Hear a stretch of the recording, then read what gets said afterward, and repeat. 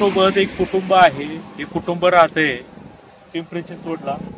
ही जी लहान मुलगी दिसते तिचं नाव जान्हवी आहे आणि तिची आई कोविड मध्ये ती वाढलेली. ह्या जान्हवीला दुसरी बहीण आहे. हे लाल टी शर्ट घातलंय ही तिची मोठी बहीण आहे, सक्की बहीण. आणि कोविडच्या याच्यामध्ये तिचं आईचं छत्र या दोघींच्याही हरवून गेलं आणि त्यांना फक्त वडील सांभाळायला होते. वडील ड्रायव्हिंग करतात आणि मुलींना सांभाळणं शक्य होत नाही.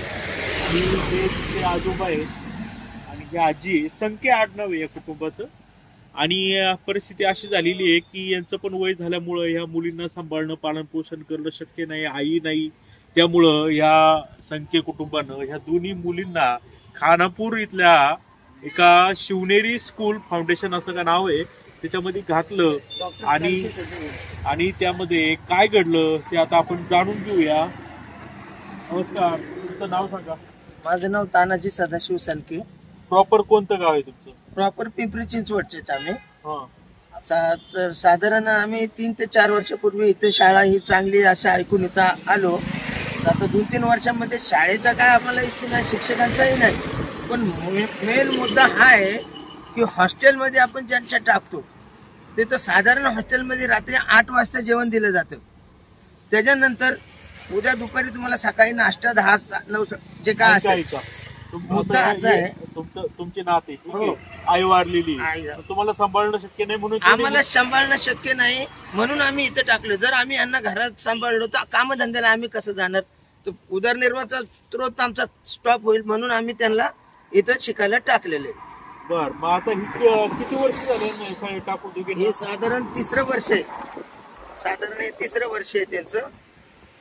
हे 3रीला म्हणजे पहिलीपासूनच इथं 3रं वर्ष साधारण आहे इथं. बर, आता ह्या मुली गणपतीच्या सुट्ट्या लागल्याच्या नंतर तुम्ही त्यांना घरी नेलं, बरोबर? मग काय झालं? तर ही बारकी मुलगी आल्यावर रडायला लागली. तर मी म्हणलं काय झालं बाळा, तू का रडते? तर मला असं की मॅमनी केलं, मी सॉक्स नव्हते घातले म्हणून मला म्हणली तू जाऊन सॉक्स घाल. तर मी गेले. माझ्या संगत एक छोटी माझी फ्रेंड होती, तिला घेऊन गेले मी. तर मग टीचर आली आणि मला कुलूप लावून मला आतमध्ये लॉक करून गेली. म्हणजे ह्या मुलींना बाहेर जेवणाची सुट्टी झाली म्हणून हे गेल्या. नाश्ता सकाळचा 8 वाजताचा नाश्ता असतो. हा, ठीक आहे. 8 वाजता तिला आतमध्ये कोंडलं आणि हे सगळं ह्या 8 वाजता बाहेर निघाल्या. त्या पायामध्ये सॉक्स नव्हते. यांना दोघींना सांगितलं की तुम्ही आत सॉक्स घालायला. तोपर्यंत सगळ्या मुली बाहेर गेल्या होत्या आणि हे पाहून यांनी यांना कोंडलं. का कोंडलं? तर सॉक्स नाही घातले म्हणून, फक्त सॉक्स नाही घातले म्हणून. तर ही पोरगी रात्री 8 वाजता जेवलेली आणि पहिल्याच रात्री ती जेवली नाही कारण का तिची तब्येत बरी नव्हती रात्री. तर ही जेवली नव्हती. तर त्याच्यानंतर तिने फार नाश्ता नाही काय नाही, डायरेक्ट तिला दुपारी 1 वाजता जेवण दिलं. तर तिला अक्षरशः चक्कर यायला लागली. तर ती म्हणली दीदी मला चक्कर यायला लागली. ह्या पोरीला म्हणली. ऐका, 8 वाजता कोंडलं, बाहेर कधी काढलं? बाहेर कधी काढलं बाळा? किती वाजता काढलं? तुझं नाव सांग. जान्हवी. जान्हवी कितवीला शिकते? 3रीला. काय झालं होतं तेव्हा? मी शूज नाही घातलेले. शूज घातलेले तर शूज मध्ये सॉक्स नाही घातलेले. मॅमने म्हटलं शूज घालून ये. मी सॉक्स घालायला मी सॉक्स घालायला गेले. मॅम मला लॉक लावून गेले. अजून कोण होतं फ्रेंड तुझ्यासोबत? माझ्यासोबत एक मुलगी होती. तिचं नाव सांग. खनक. मग किती वेळाने उघडलं? तुम्ही ओरडला नाहीत का? आम्ही टीचरला सांगितलं, कोणच्याच टीचरने नाही. बर, तू रडली का नाही तिथं कोंडल्यावर? रडले. काय त्या मिसचं नाव आहे तुला ज्यांनी कोंडलं? पूजा मॅम. ते काय करतात तिथं?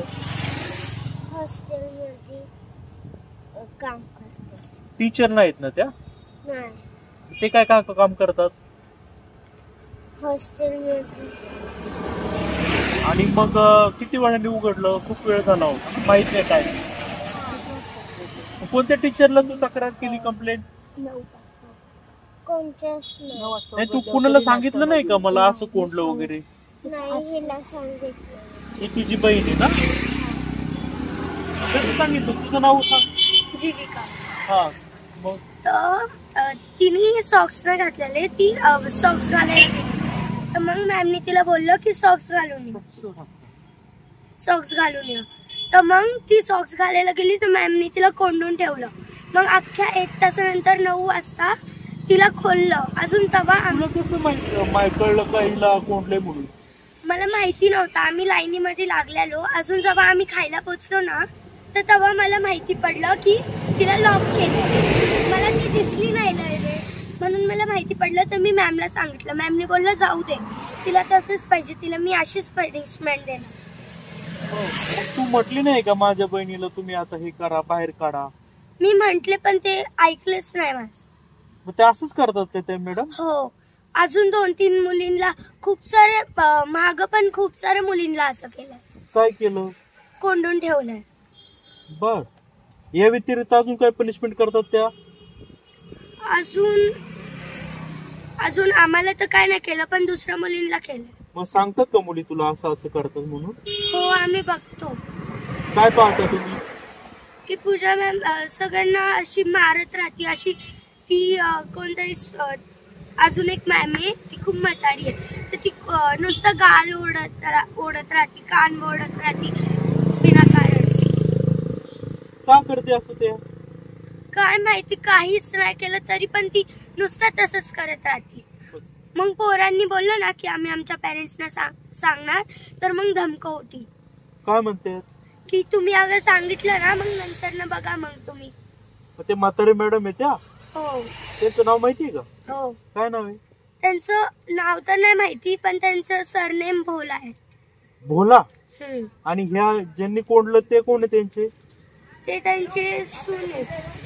सुने? पूजा ही सुने? काय गालगुच्चे असे धरले होते का त्या आजीनी तुझे? काय त्या भोलानी? हा. कुठं धरलं तुला? कधी? जेव्हा मी शूज नाही घातलेले. ते कुणी ते पूजानी तुला कोंडलं ना फक्त? आणि त्या म्हाताऱ्या आहेत त्या भोला, त्यांनी काय केलं? त्या दिवशी शूज नाही घातलेले तेव्हा गाल ओढले. सॉक्स घातले नाही म्हणून कोंडलं आणि शूज घातले नाही म्हणून गाल ओढली.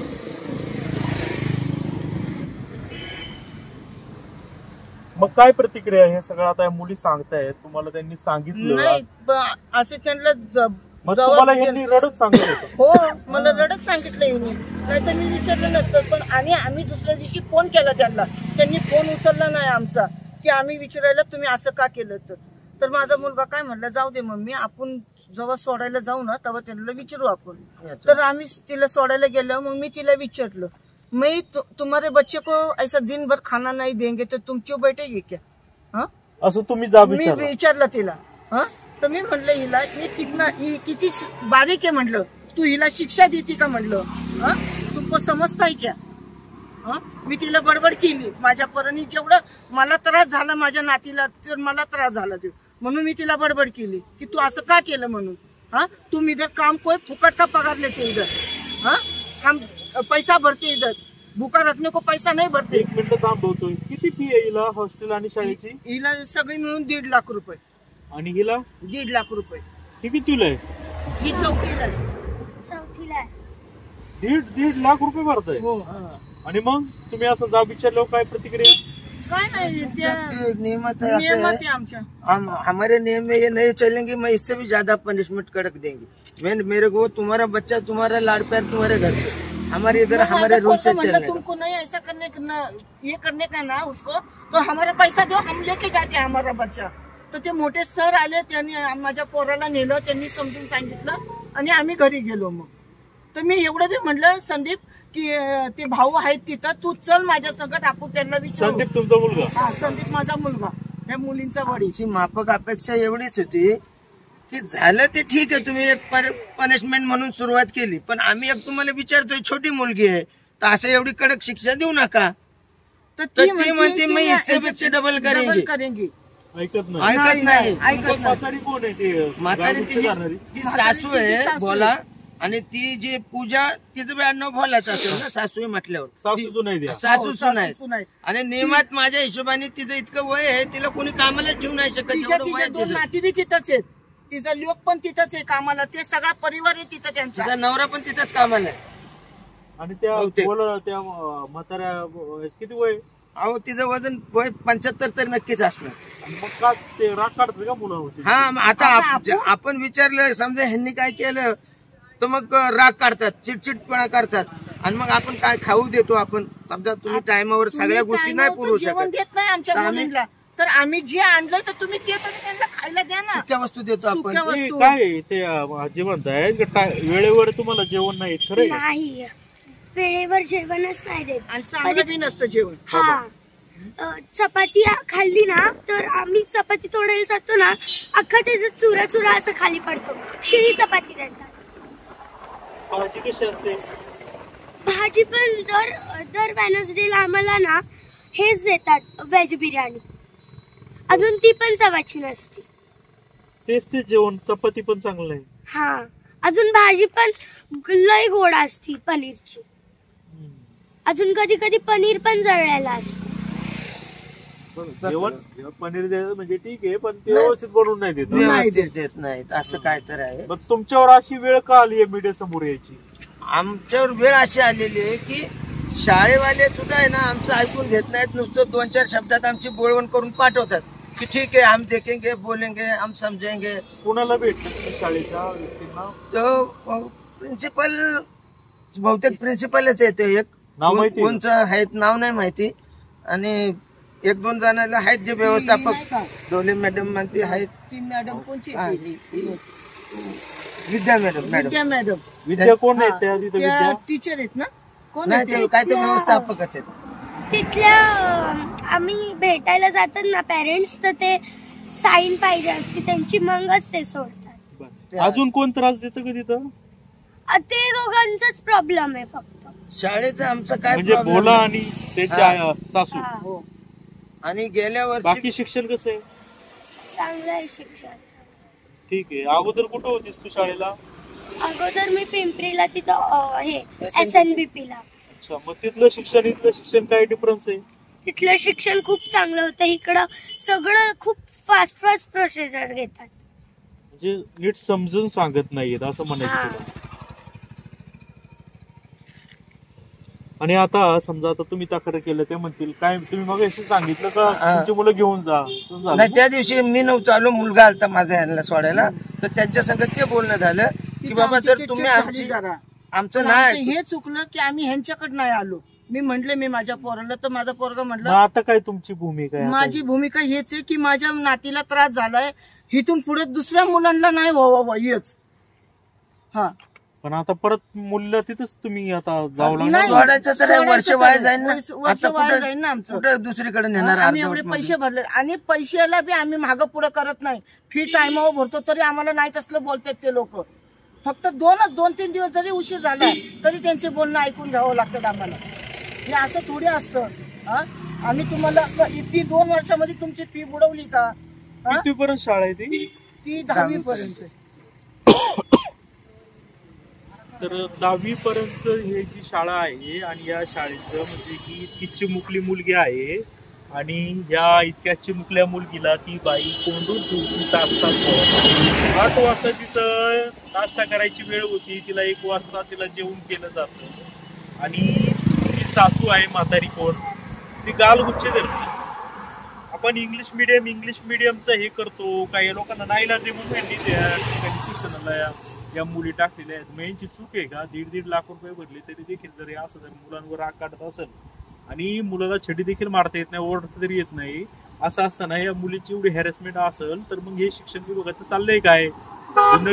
गट शिक्षण अधिकारी करतात काय? त्यांच्या तिकडं फेऱ्या होतात की नाही, चौकशा होतात की नाही, ह्या बातमीची दखल गट शिक्षण अधिकाऱ्यांनी घ्यावी आणि त्या शाळेवर कठोरात कठोर कारवाई करावी. बातमी थांबवली, या मुलीकडे पाहतोय, मग कशी तिथं भरून आलो होतं डोळे, आणि आता ती रडायला लागली आहे. म्हणजे बघा किती बहिणीवरती माया आहे तिची.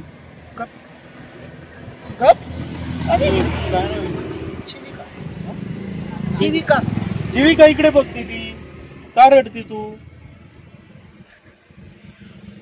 का रडू आलं तुला? सांग ना, बोल. काय घाबरू नकोस रोड, का तुझ्या बहिणीला त्रास दिला म्हणून? तिथं आम्ही आई बाबांना कंप्लेंट टाकतो ना की ते लोक तसं करतात, तर मग जेव्हा आमचे पेरेंट्स त्यांना बोलून जातात ना, इकडे बघा. हा बोल. तेव्हा ना ते लोक मग नंतर ना आम्हालाच वरडतात, मग आम्हालाच गाल वडून मारतात. तक्रार केल्या उलटा अजून त्रास होतो. हा, मग सहन करणार का आता? करावाच लागतो. आई पण करते ना उद्या. म्हणजे बघा किती इथे दहशत करून ठेवलेली आहे शाळेमध्ये. तक्रार जर पेरेंटला केली तर या मुलांना टॉर्चर केलं जात आहे. त्या मुलीला इतकं रडू येत आहे, ती चेहरा दाखवत नाही, औक्षी रडते. या जुन्नर तालुक्यात चाललंय काय, लहान लहान मुलींचं इतकं जर हे होत असेल, त्यांना हॅरेसमेंट होत असेल, तर या शाळेवर कारवाई करण्याची गरज आहे. आता आपण काय करतोय, त्या खानापूरच्या शाळेत पण जाऊ, त्या बोलायला पण भेटू, कोण आहे सासू सुना, आणि त्या प्रिन्सिपलला पण भेटू. त्यांचं काय म्हणणं आहे यावरती ते झाल्याच्या नंतर. आज बहुतेक रविवार आहे. आणि आणि ठीक आहे, रडू द्या आता, काय रडू द्या आता, काय रडू द्या, काय विषय नाहीये. काय खोटं नाटक काय चाललंय, हे ओरिजिनल चाललंय. या मुली काय खोटं रडणार नाही. आणि तिथं गेल्याच्या नंतर त्या दोघांना विचारू, उद्या, आज रविवार आहे, उद्या गट शिक्षण अधिकाऱ्यांना आपण त्यांची देखील बाईट घेणार आहे. आता मी त्यांना फोन देखील करणार आहे का जर हे असं हे जर टाकणार असेल छळवणुकीमध्ये, पैसे भरायचे, शिक्षण पण व्यवस्थित नाही, आणि त्या मुलींना खायला पण चपात्या नाही, आणि इतकं कुणी येणार, गालगुच्छ धरणार, लहान लहान मुलीला उपोषण ठेवणार, त्यांचं काय म्हणणं आहे ते देखील आता आपण जाणून घेणार आहे. यानंतर काय होतंय ते तुम्ही पाहत राहा जुन्नर टाइम जुन्नर.